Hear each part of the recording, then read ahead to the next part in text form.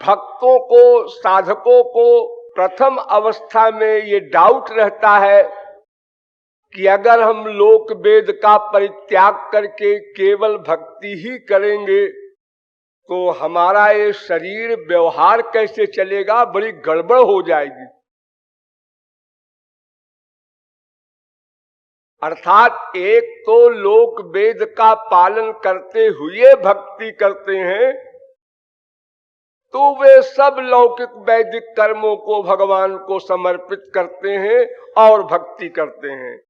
और आगानुगा भक्ति वाले लोक वेद का स्वरूपतः परित्याग कर देते हैं, जो परमावश्यक कार्य है शारीरिक, केवल उतना मात्र करते हैं।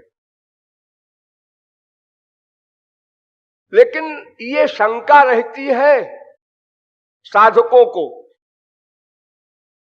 तो भगवान उसका निराकरण करते हैं कि योगक्षेमम वहाम्यहम्, तुम लोग चिंता न करो, तुम्हारे योगक्षेम को मैं वहन करूंगा। डायरेक्ट मैं, जो तुमको नहीं मिला है मटीरियल या स्पिरिचुअल, वो सब मैं दूंगा, और जो मिला है उसकी मैं रक्षा करूंगा। फिजिकल भी और स्पिरिचुअल दोनों।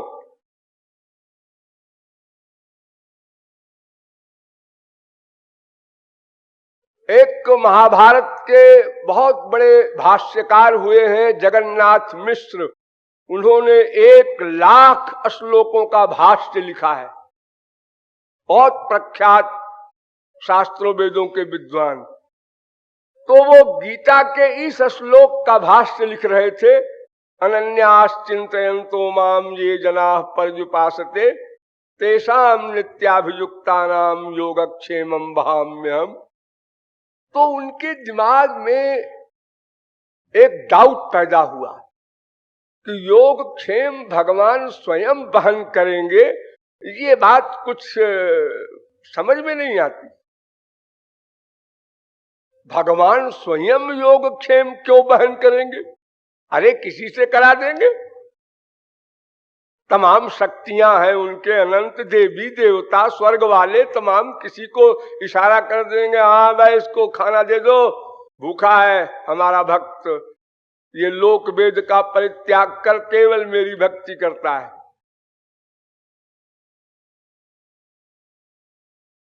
तो उन्होंने वहाम्यहम् इस शब्द को पसंद नहीं किया और उस बहा के ऊपर उन्होंने हड़ताल लगा दी और लगा करके उसके ऊपर लिख दिया ददा। बहाम में हम ठीक नहीं जचता, इसलिए ददाम में हम कर देना चाहिए।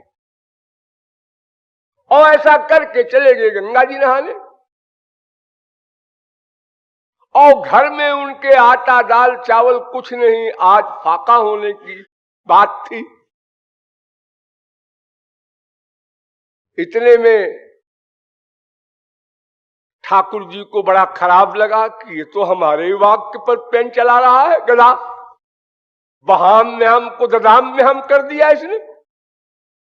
अरे अर्थ तुम चाहे जो लिखो, लेकिन मूल में कलम क्यों चलाते हो, और वो भी भगवान की बाणी में।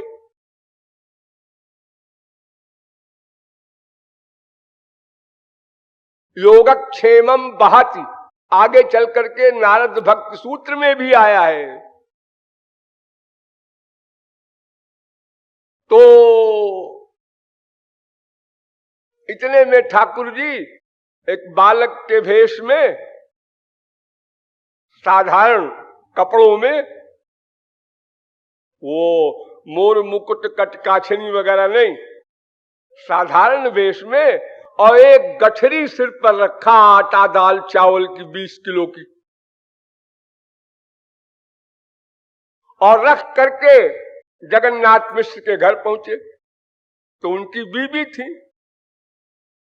तो उन्होंने कहा बेटा तू कौन है? मैं उनके पति का नाम बताया, जगन्नाथ मिश्र का शिष्य हूं, और ये सामान भेजा है उन्होंने आटा दाल चावल खाना बनाने के लिए, तो उनके मुंह पर चोट लगी थी, इतना मुंह पिचक गया था ठाकुर जी का।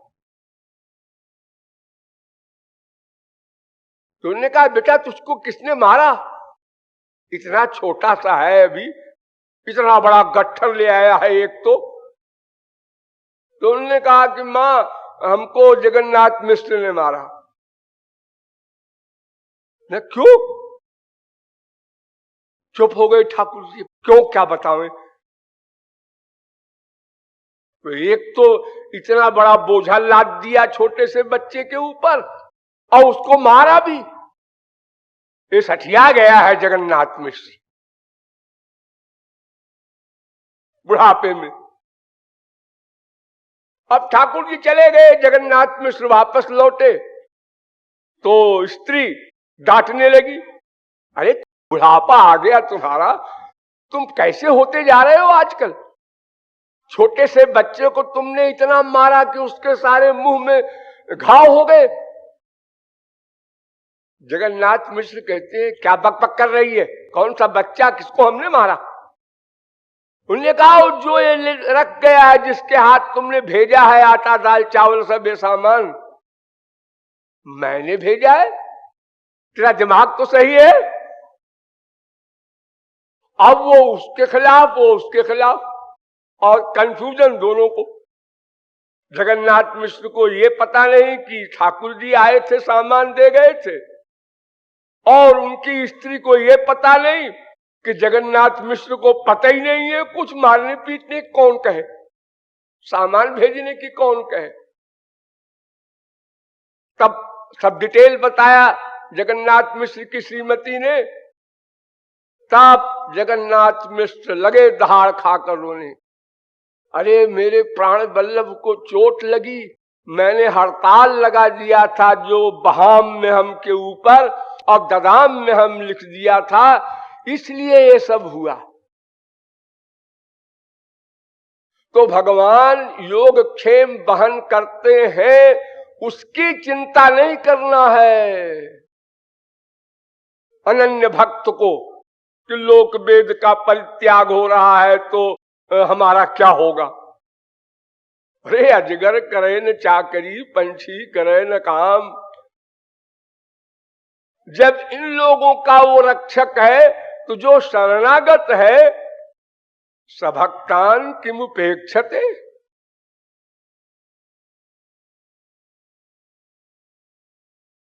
वे योग क्षेम वहन करेंगे। इसलिए आगे फिर नारद जी ने एक सूत्र बना दिया इसके लिए, लोक हानव चिंता न कार्या निवेदितात्म लोक वेदत्वात्। लोक वेद को तुमने त्याग दिया है, इसलिए लोक की हानि या वेद की हानि में चिंता नहीं करना। मैं योग क्षेम वहन करूंगा। अगर देवता लोग क्वेश्चन करेंगे कि इसके वैदिक कर्म छोड़ दिया तो हम जवाब देंगे, और लौकिक जगत के लिए भी हम योग क्षेम वहन करेंगे। निवेदितात्मभिश्चिंता कार्या क्वापि कदापि न निवेदनम च स्मर्तव्यम सर्वदा तादृशैर्जनैः। निवेदन को स्मरण करो, लोक हानि में, संसारी वस्तुओं के अभाव में टेंशन मत लाओ, चिंता न करो उसकी। कभी कभी भगवान लोक हानि जानबूझकर कर देते हैं। यस्याहम् अनुगृह्णामि हरिष्ये तद्धनम शनैः। वास्तव में तो संसार का जितना भी अभाव है, देशत्यागो महान व्याधिर विरोधो बंधु विस्सा धन हानिरपमानं च मद अनुग्रह लक्षणम। संसारी पदार्थों का जो अभाव है वो भगवत कृपा ऑलरेडी है ही है,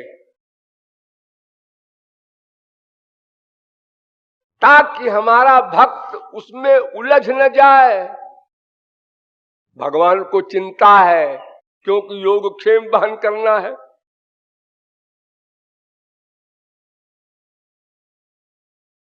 तो दूसरी परिभाषा आप बताने जा रहे हैं, अन्याश्रयाणाम त्यागो अनन्यता। अन्य का आश्रय न ले वो अनन्य भक्त है। ये अन्य के आश्रय का क्या मतलब है?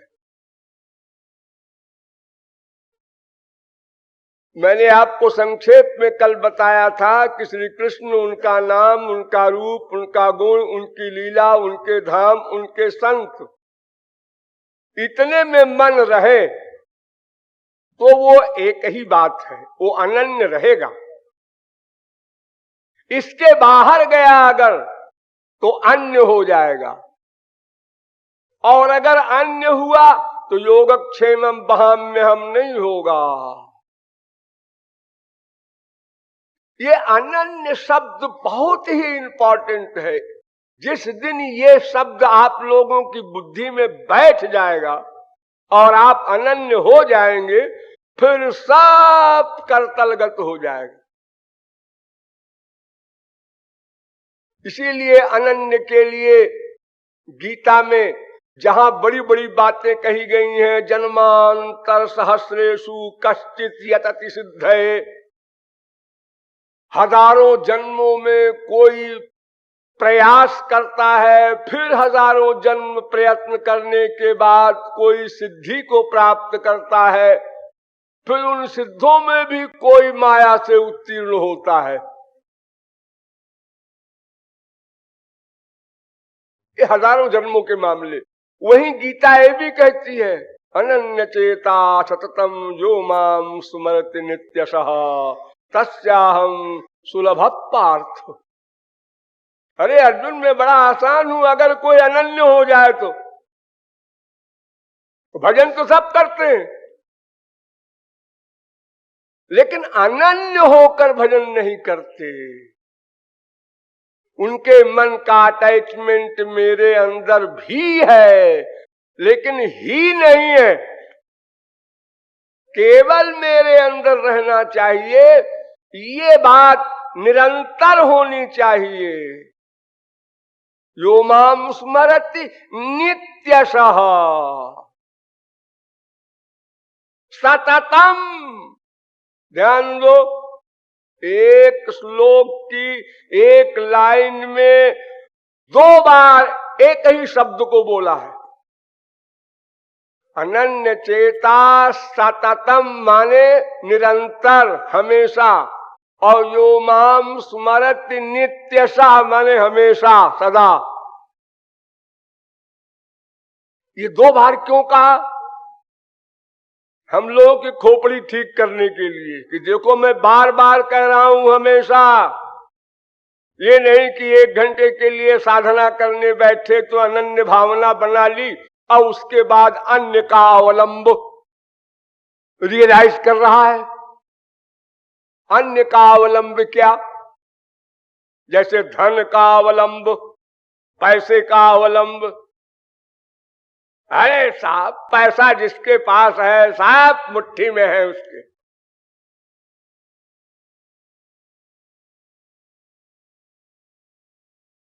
एक महात्मा अमेरिका गए तो वहां के एक बहुत बड़े फिलोसफर ने क्वेश्चन किया कि आपके भारत में क्या खास बात है, कोई एक खास बात बताओ।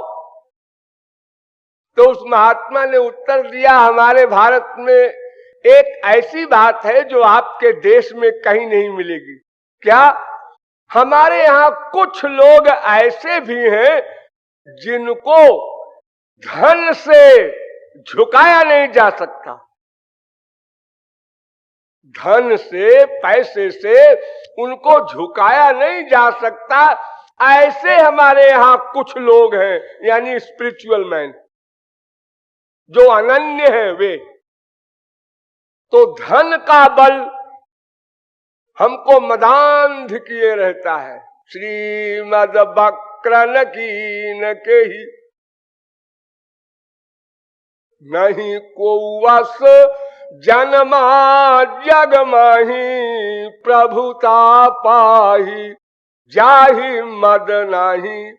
कोई मायाधीन जीव ऐसा हो ही नहीं सकता कि अधिक धन हो और वो अनन्य हो जाए। बाइबल में यहां तक लिखा है कि सुई के छेद से करोड़ों ऊंटों के काफिले भले ही निकल जाएं, लेकिन पैसे वाला ईश्वरीय मार्ग में नहीं चल सकता। कथमपि नहीं चल सकता। ये जो चलते हुए दिखाई पड़ते हैं, ये सब लौकिकता है, एक्टिंग है, बनावट है। करोड़ों का मंदिर बनवा रहा है अरबपति, धर्मशालाएं बनवा रहा है और एक प्रकार के अनाथालय खोले हुए हैं, गौशालाएं खोले हुए हैं। ये सब पैसा कमाने का जरिया है।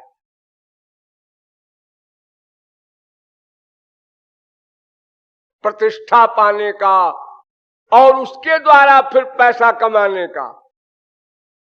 तो धन बल से अनन्यता नष्ट हो जाएगी। इसलिए हमारे दो रोटी के प्रबंध के अलावा जो पैसा हो उसको परमार्थ में लगा देना चाहिए। वो खतरे की चीज है, अपने पास मत रखो।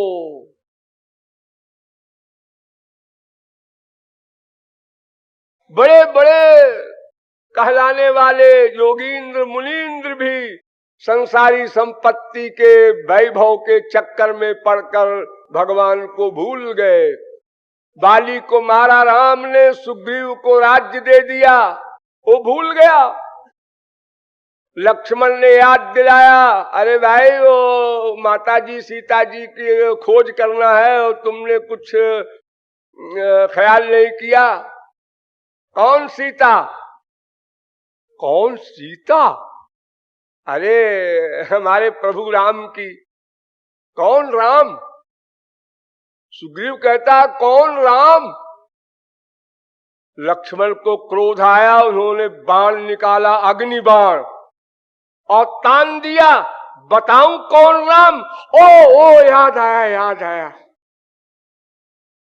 ये देखिए मद सुग्रीव को, जिसने प्रत्यक्ष अनुभव किया है कि बाली को कोई नहीं मार सकता विश्व में, और राम ने मार दिया। ये अनुभव, चमत्कार का अनुभव प्रत्यक्ष किया, ताड़ के वृक्षों का भेदन भी देखा, और फिर भी भूल गया। ये ऐसा भयानक है, जब वहां तक नहीं छोड़ता तो नरपामर करके तक बात है। लेकिन अगर आप लोग अपने आप से पूछेंगे कि मेरे पास 1 करोड़ है, 50 लाख है, क्या मैं अहंकार करता हूं? नहीं, बिल्कुल नहीं।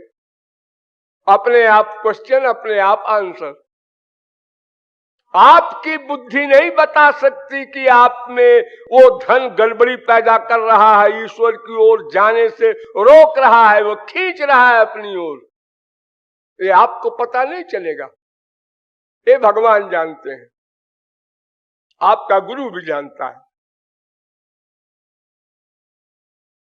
धन मद, इसी प्रकार पोस्ट का मद, अनेक प्रकार के मद होते हैं जिनका हम आश्रय लिए हुए हैं और उनके कारण अनन्यता में बाधा पहुंच रही है। हम अनन्य नहीं बन पा रहे हैं, चाहते हैं, लेकिन ये रुकावटें आ जाती हैं बीच में। कोई दूसरे के आश्रय लेता है, अन्य आश्रय। हमारे बाप ऐसे हैं, हमारी माँ ऐसी है, हमारा बेटा ऐसा है, हमारा भैया ऐसा है, हमारा पड़ोसी ऐसा है, हमारे 10 दोस्त हैं, ऐसे ऐसे हैं, हम जो चाहे सो कर ले। अरे प्राइम मिनिस्टर तो हमारा क्लास फेलो है। ये दूसरे का अवलंब लिया, जीवों का अवलंब। पहली बात तो किसी जीव के शरीर का एक क्षण का भरोसा ही नहीं, शरीर का। नंबर 2, अगर शरीर उसका आप भगवान के यहां से लिखवा भी लें कि हाँ 100 वर्ष रहेगा, तो उसकी चित्त वृत्ति का भरोसा नहीं। अरे रोज स्त्री पति बाप बेटे में खटपट होती है, आप लोगों का अनुभव है, तो चित्त वृत्ति का अगर एक स्वरूप हो तो खटपट क्यों हो?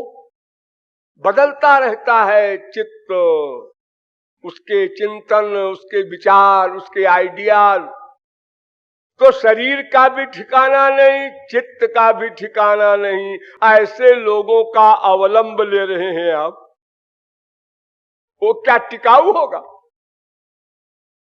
4 दिन आपने बड़ी तारीफ की, ये दोस्त बड़ा अच्छा है, बड़ा अच्छा। अरे बड़ा बदमाश निकला, बड़ा स्वार्थी है, तो बड़ा 420 है, ये तो बड़ा नंबरी लोफर है। और जब भगवान और महापुरुषों ने कहा था कि सभी जीव एक से हैं स्वार्थी, इनमें अपनापन मत मानो, इनका फेट ना करो, ये 4 दिन विश्वास में लेंगे और 5वें दिन विश्वासघात कर जाएंगे स्वार्थ के लिए। और अगर ये भी न हो तो भी हमें वो क्या दे देंगे जिनका आश्रय ले रहे हैं। सम्मीलने नयनयोर नहीं किंचिदस्ति। जिस क्षण में हमको शरीर छोड़ना होगा, ये सारे आश्रय छूट जाएंगे। वो भले ही सब के सब आपके पीछे जहर खा के मर जाएं, फिर भी आपके साथ नहीं जाएंगे। उन्होंने जो आत्महत्याएं की है, उनके दंड भोगने के लिए उनको नरक भेजा जाएगा। तो कुछ लोग जीवों का आश्रय लेते हैं, कुछ लोग धन वगैरह मटेरियल मैटर का आश्रय लेते हैं, कुछ लोग अपना आश्रय लेते हैं। हमें और किसी का विश्वास नहीं जी, हम स्वयं हम किसी के सामने सर नहीं झुकाते। हाँ, सर कटा सकते हैं लेकिन सर झुका सकते नहीं। ये कोई पागल बोले, फुल मैड। रोज सर झुकाता है, कामी होकर, क्रोधी होकर, लोभी होकर, इन दोषों का गुलाम बन करके, और गधों के आगे, कूड़ा कबाड़ा मनुष्यों के आगे सर झुकाने वाला ये वाक्य बोलता है, हम किसी को सर नहीं झुका सकते। अगर कोई कामनाओं का गुलाम न हो तो वो चैलेंज कर सकता है, हम किसी के आगे सर नहीं झुकाएंगे।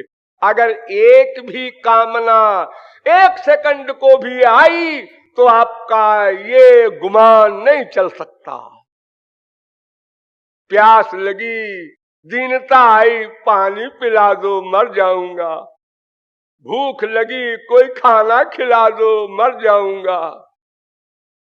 इसी प्रकार जितने भी दैहिक मानसिक रोग हमारे हैं, इनके रहते हुए हम ऐसी बातें करें या सोचें, तो इससे बड़ा पागलखाने में तो कोई पागल होगा नहीं। लेकिन हम सब लोग ऐसे करते हैं। समय समय पर जहां कहीं जरा रुआब दिखाना है अपना, हम साहब देखिए साहब, हम आज तक किसी के आगे हाथ नहीं फैलाए। अरे पैदा होते ही रोने लगे तुमको भूख लगी माँ के दूध के लिए, हाथ नहीं फैलाए, बड़े आए हाथ न फैलाने वाले। तुम लाए क्या थे माँ के पेट से? सब यही तो तुमको मिला हाथ फैलाने से, और कैसे मिला? अरे किसके आगे तुमने हाथ नहीं फैलाया? तुम्हारी हैसियत है क्या? तुम्हारा तो स्वत्व भी नहीं है अपना, उस पर भी तुम नाज नहीं कर सकते कि मैं तो अपना हूं। तुमको भी भगवान ने अपनी शक्ति दी है, इसलिए तुम हो, वरना तुम न रह जाओ।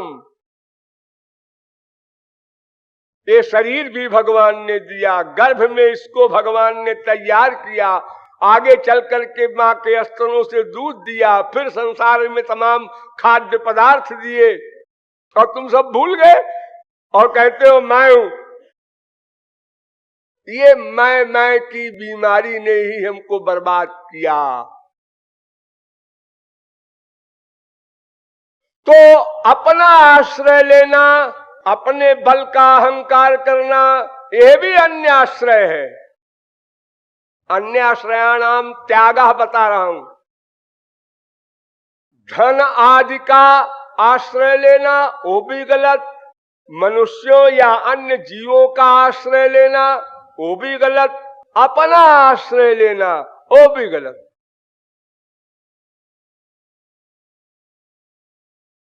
देखो, जब द्रौपदी को निर्वस्त्र किया जा रहा था दुशासन के द्वारा, तो द्रौपदी ने उस साड़ी को दांत से दबाया पूरी ताकत से। ये द्रौपदी पंच कन्याओं में है, ये साधारण स्त्री नहीं, सदा 16 वर्ष की रहती हैं। द्रौपदी, कुंती, मंदोदरी, तारा, अहिल्या, इतनी शक्ति शरीर में। उसने कहा कैसे ये खींच के हमको नंगी कर सकता है, और साथ में मन से पुकार रही है द्वारिका वासिन।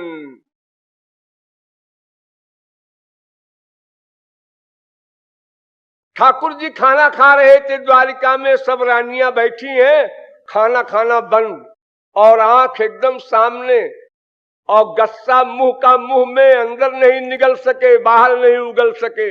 ऐसी पोजीशन तो गोप स्त्रियों ने कभी देखा नहीं था। क्या हो गया महाराज, कोई कंकड़ वंकड़ आ गया क्या?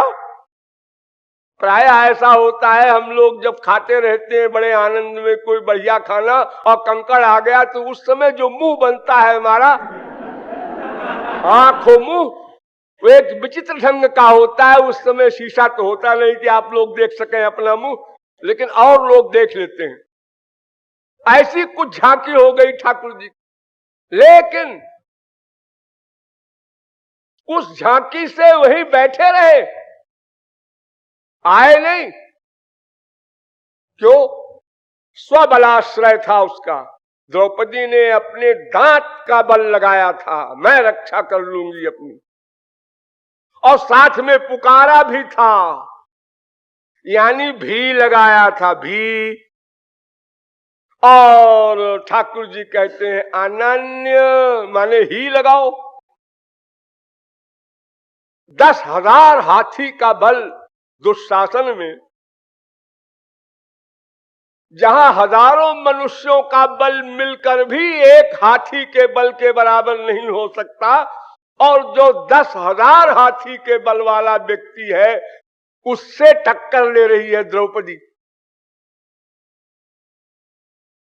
तो जब खींचा दुशासन ने पूरी शक्ति से, तो साड़ी थोड़ी खिसकी पूरी ताकत लगाने पर भी, तो द्रौपदी ने कहा मैं तो हार जाऊंगी। एक बार में उसके झटके में थोड़ी सी खिसकी, अब दोबारा झटका देगा तो हो सकता है कि मेरे दांत से साड़ी छिन जाए।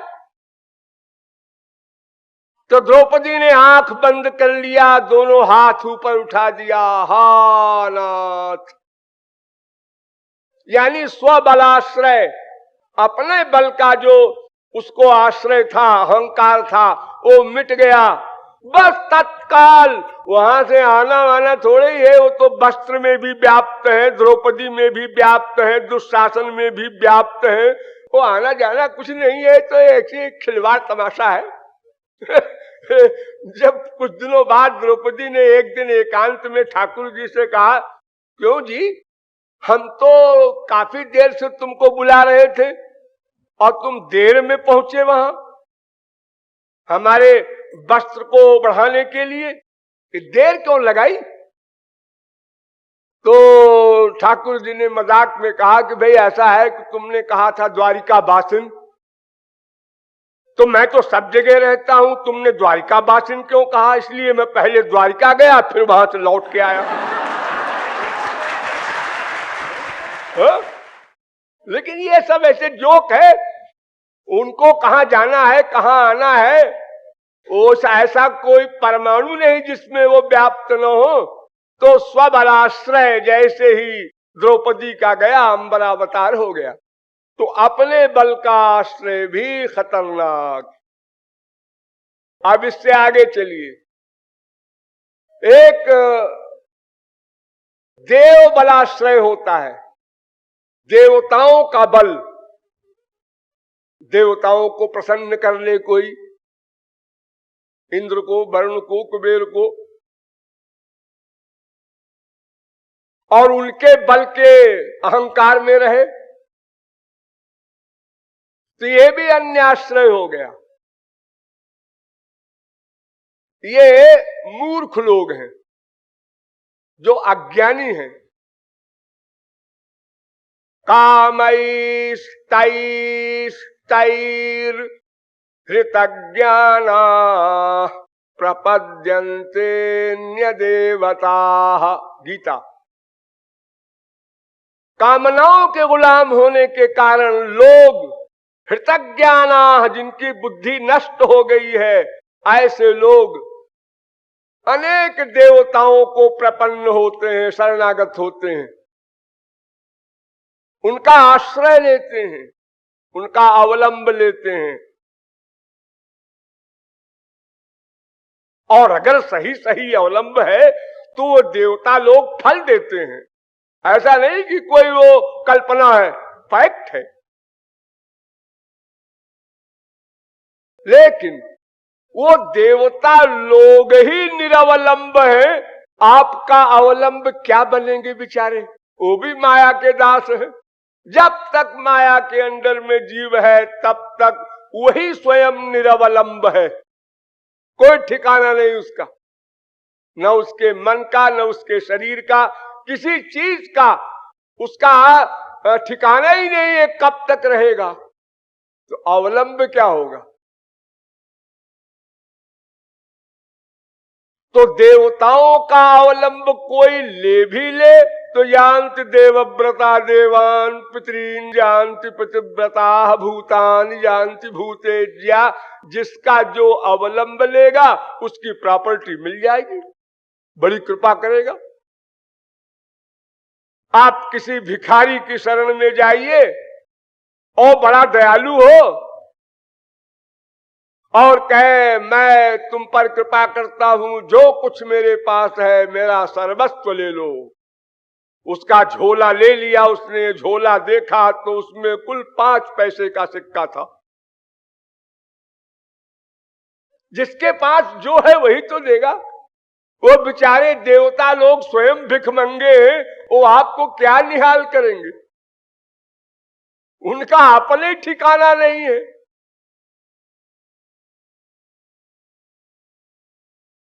तो देवताओं की भक्ति करने वाले घोर मूर्ख हैं। हम जो भक्ति करते हैं देवताओं की, यज्ञ वगैरह, वो तो भगवान के पास जाता है, सेंट्रल गवर्नमेंट में, हेड ऑफिस में। लेकिन हमको फल भगवान का नहीं मिलता, उस देवता का मिलता है।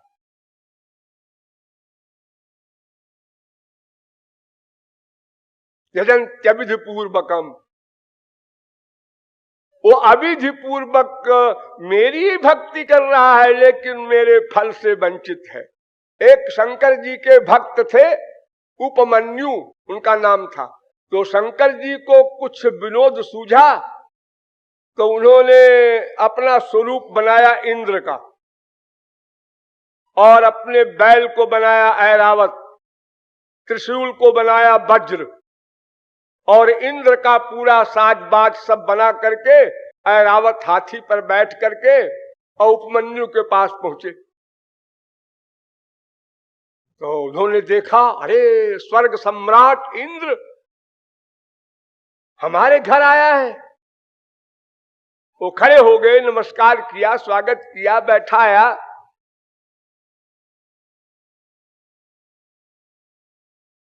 तो इंद्र ने कहा, बेटा वर मांगो, मैं तुमसे खुश हूं, वर मांगो, वर अम्ब्रूहि। तो उपमन्यु ने कहा कि देखिए साहब, सम्मान करना अलग बात है, सम्मान तो आए हुए शत्रु का भी करना चाहिए, इसलिए मैंने कर दिया। लेकिन आप जो कह रहे हैं मांगो मांगो, तो मैं मांगता नहीं हूं। अच्छा बाबा, मैं कुछ दे रहा हूं अपनी ओर से, मैं लेता भी नहीं हूं किसी से। अपिकीट पतंगो वा भवेयम शंकराज्ञया नत्पिंद्राहम त्वया दत्तम त्रैलोक्यमपि कामये। भगवान शंकर अगर हमको आज्ञा दे दे, नरक में जाओ, कीड़े पतंगे बन जाओ, मैं विभोर होकर उसको स्वीकार करूंगा। लेकिन शंकर जी के अलावा तुम इंद्र हो चाहे जो हो, मैं किसी और की दी हुई कितनी बड़ी वस्तु हो, हम स्पर्श नहीं कर सकते। ये अनन्यता। देवी देवताओं में शत्रुता नहीं लानी है, याद रखना। देवी देवताओं को नमस्कार करो, उनको प्रणाम करो, सम्मान करो, ये भगवान की विशेष विभूतियां हैं। यज्जत विभूति मत सत्वम श्री मधुजित में बाबा। लेकिन मन का अटैचमेंट यानी शरणागति केवल श्री कृष्ण में हो। कुछ लोग कहते हैं कि जो प्रेम की आचार्या है गोपियां, उन्होंने देवी की भक्ति की, कात्यायनी व्रत। आप लोगों ने पढ़ा सुना होगा भागवत में। तो ये देवी की भक्ति क्यों की? क्योंकि अनन्य भक्तों में टॉप पर है गोपियां, उनके आगे और कोई सीट नहीं। अरे गवर्नर्स जो ब्रह्मा विष्णु शंकर हैं, ये भी नीचे हैं।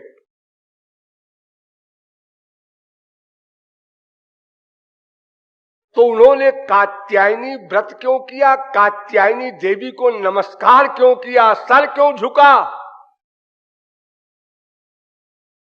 सर झुकाने में पाप नहीं है। भिक्षा मटन नरिपुरे स्वपाकम अपि बंदते। भगवान के भक्त तो चांडाल के आगे सर झुका देते हैं, देवताओं की कौन कहे। सर झुकाना कोई पाप नहीं है, क्योंकि वो भक्ति ये देखता है कि इस चांडाल के अंतःकरण में मेरे श्याम सुंदर बैठे हैं। ये फैक्ट है, कल्पना नहीं, भावना नहीं बनाना है। प्रत्येक जीवात्मा के अंदर परमात्मा बैठा हुआ गमन करता है, कर्म फल देता है, इंद्रिय मन बुद्धि की तत्त कर्म करने की शक्ति देता है। ये फैक्ट है। उसको देख रहा है भक्त, उसको नमस्कार कर रहा है। और अगर उसके विषय में कोई हेल्पर हो तो उसको नमस्कार तो करने चाहिए, अच्छा ही है वो तो। गौरांग महाप्रभु अपने शिष्यों का पैर पकड़कर रोने लगते थे, प्रेम दान कर दो। और वो बेचारा गुरु से आशा कर रहा है और गुरु जी उसके पैर पकड़ करके रो रहे हैं कि हमको प्रेम दान कर दो। हाँ, नोट कीजिए, भागवत में आया है कि गोपियों ने कहा नंद गोपसुतम देवी पतिम में गुरु ते नमः। हे देवी जी, कात्यायनी देवी, हम आपको नमस्कार करते हैं कि हमारे पति श्याम सुंदर बने। ये वर दो, जैसा सीता ने वर मांगा था पार्वती से। यानी मैं आपको नहीं चाहती, आपके द्वारा श्री कृष्ण को चाहती हूं। मेरे अन्य में आश्रय नहीं है हमारा, हम देवी को आश्रय नहीं मान रहे हैं। जैसे हम खाना खाते हैं किस लिए?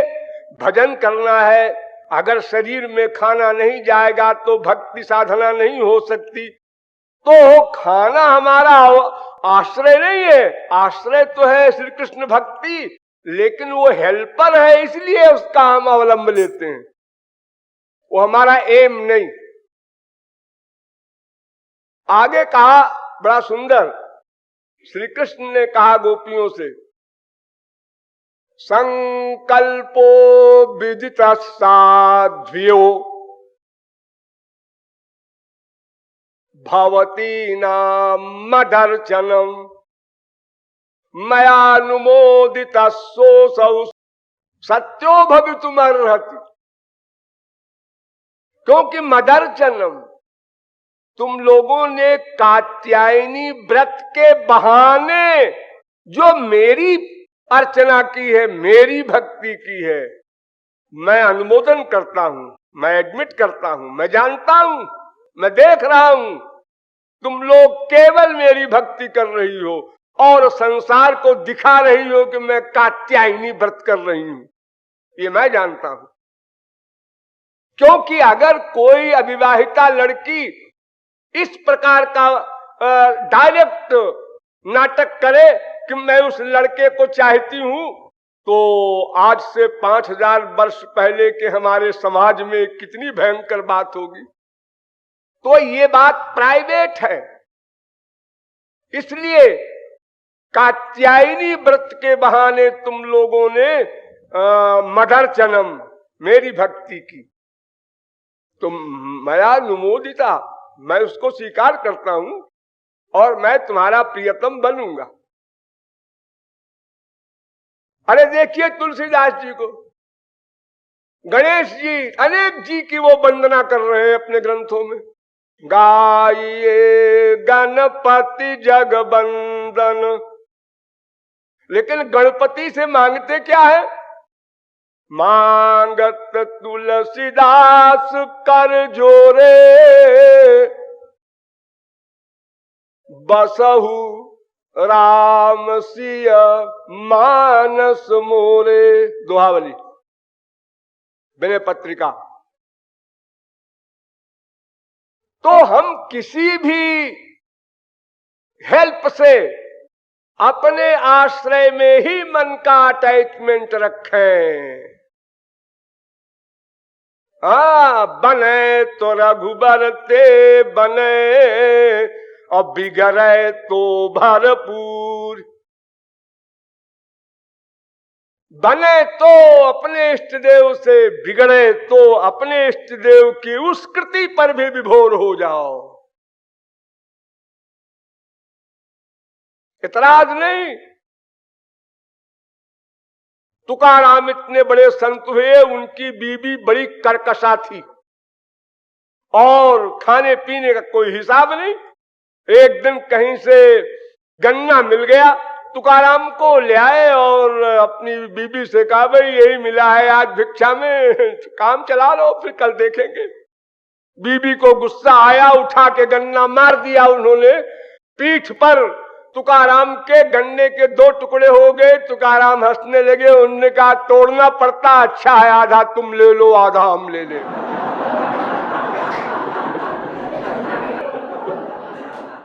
वहां कोई फीलिंग का सवाल ही नहीं, किसी व्यवहार से भी, किसी के व्यवहार से।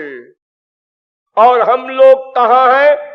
अगर हमारे इष्ट देव, हमारे गुरु भी हमको डांट दे तो बाण लग जाता है। कितना अभी हमारा स्तर नीचे गिरा हुआ है। तो देवताओं का भी आश्रय नहीं लेना है, क्योंकि वो भी निराश्रय है बेचारे, काल कर्म स्वभाव गुण माया के अंडर में है। एक बार मैं बचपन में, कुछ मेरा स्वभाव आवश्यकता से अधिक गड़बड़ था, चंचल। हमारे यहां गांव में आम जब पकना शुरू होता है, उस समय तमाम बच्चे आम के पेड़ पर चढ़ते हैं और गिरते हैं, और जब खत्म होने वाला होता है आम के पकने का सीजन, उस समय भी बहुत से लड़के यहां गिरते हैं, मरते हैं, फ्रैक्चर होता है। तो मैं, एक आम था पका हुआ बड़ी ऊंची डाल पर, उसको कई पत्थर मारे, उसमें लगा नहीं, वो गिरा नहीं। वो असल में पीला दिख रहा था लेकिन पका नहीं था करेक्ट, इसलिए वो चोट खा के भी नहीं गिरा। मुझको भी गुस्सा आया, मैं इसको तोड़ के मारूंगा। मैं चढ़ गया पेड़ पर, और वो बड़ी पतली डाल पर थी, लेकिन अब जिद तो जिद।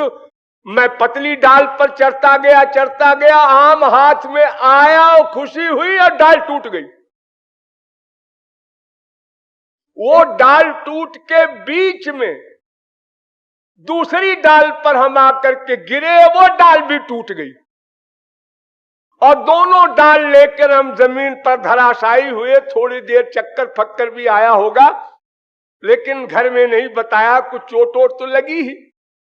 तो अगर हम ऊपर से गिरे और आधार ही कमजोर है तो दोनों को लेके हम नीचे गिरेंगे। वो इंद्र हो, वरुण हो, कुबेर हो, जिसका हमने अवलंब लिया है, जब वही बेचारा निराश्रय है तो हमको क्या अवलंब देगा। और फिर सीधी सी बात ये, भगवान कहते हैं या तो हम या हमारी फैमिली रहेगी तुम्हारे अंतःकरण में, और या तो माया वालों को रख लो। ये घपड़ सपड़ नहीं चलेगा, ये अंधकार और प्रकाश के समान विरोध है। तुम अपनी मम्मी और अपनी बेटी और अपनी बीबी और अपने पति को भी रखो और मुझको भी रखो, मैं ऐसे घर में नहीं रहता। बिल्कुल क्लियर, क्लीन स्लेट, बिल्कुल कोई भी आपके अंतःकरण में राग या द्वेष के भाव से न रहे।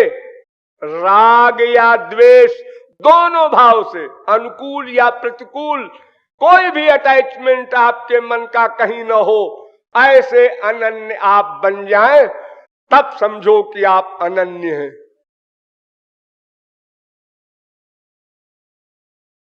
तो अपना बल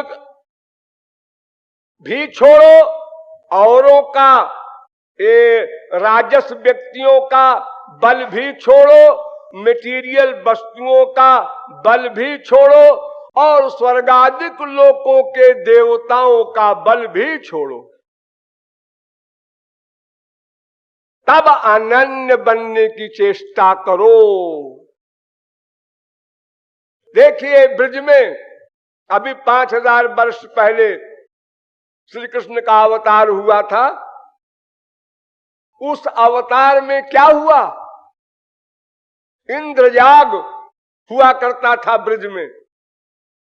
इंद्र के लिए यज्ञ हो, उनकी पूजा हो, वंदना हो, आरती हो, और फिर प्रार्थना हो, हे इंद्र मेरे ब्रज में अच्छी वृष्टि करो, पानी बरसाने के लिए। आज भी होता है, आज सब पाखंड से होता है, उस समय में ठीक ठीक होता था, यज्ञादि पानी भी बरसता था, इंद्र प्रसन्न भी होता था, ये सब फैक्ट है। इसीलिए परंपरा से चला आया है। वो यज्ञ भी विधिवत होता था, वो उपासना विधिवत होती थी, तब इंद्र प्रसन्न होता था। खाली मुंह से मंत्र बोल के इंद्राय नमः स्वाहा ऐसे नहीं। श्री कृष्ण ने कहा, भाई मेरे अवतार लेने का मतलब क्या हल हुआ? अगर ये लोग इंद्रादिक की पूजा ही करते रहे और हम संसार से चले भी जाएं अपने लोक में, और हमारे ही घर में ये अंधेर हो, तो लोग कहेंगे अरे बड़े काबिल थे गीता ज्ञानी, पहले अपना घर तो ठीक कर लेते, उनके ब्रज में गड़बड़ हो रही है।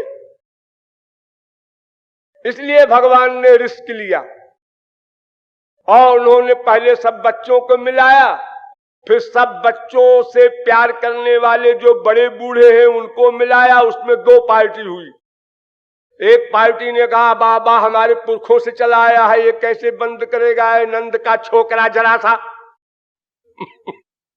अरे एक सीनियरिटी का ऐसा एडवांटेज होता है कि चाहे वो कितने महामूर्ख अंगूठा छाप हो, लेकिन वो एक डांट लगाई देगा पढ़े लिखे बड़े से बड़े विद्वान को, अरे बेटा धूप में बाल सफेद नहीं हुए, समझ में आया?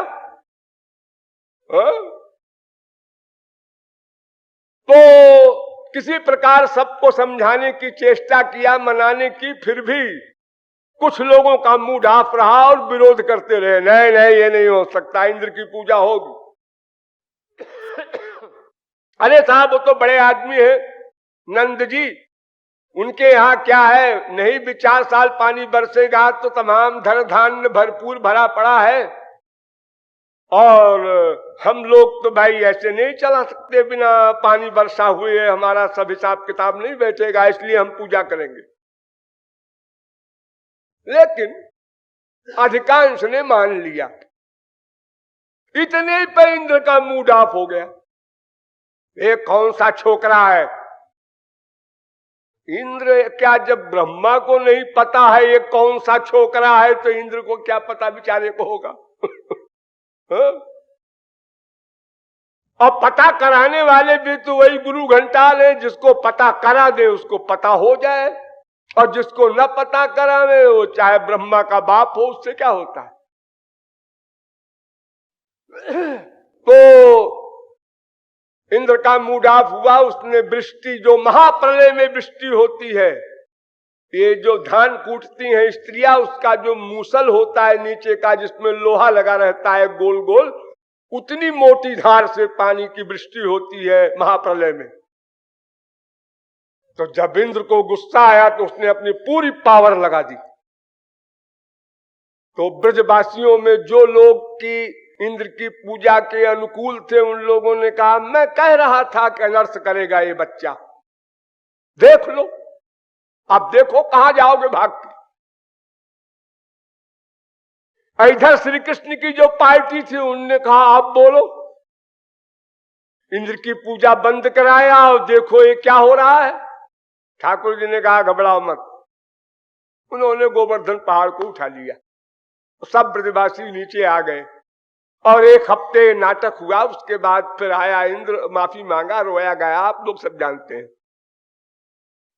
यानी देवताओं की उपासना अनन्य भक्ति में सबसे बड़ी बाधा। इसलिए केवल यान्ति मज्जाजिनोपि माम मद भक्ता यान्ति माम अपि। भगवान बार बार इशारा करते हैं गीता में कि देखो केवल मेरी भक्ति करनी होगी, ये धर्म वर्म का चक्कर छोड़ो। मैंने लोक वेद दोनों का परित्याग बता दिया है, तो वेद का परित्याग का मतलब देवताओं का परित्याग हो गया।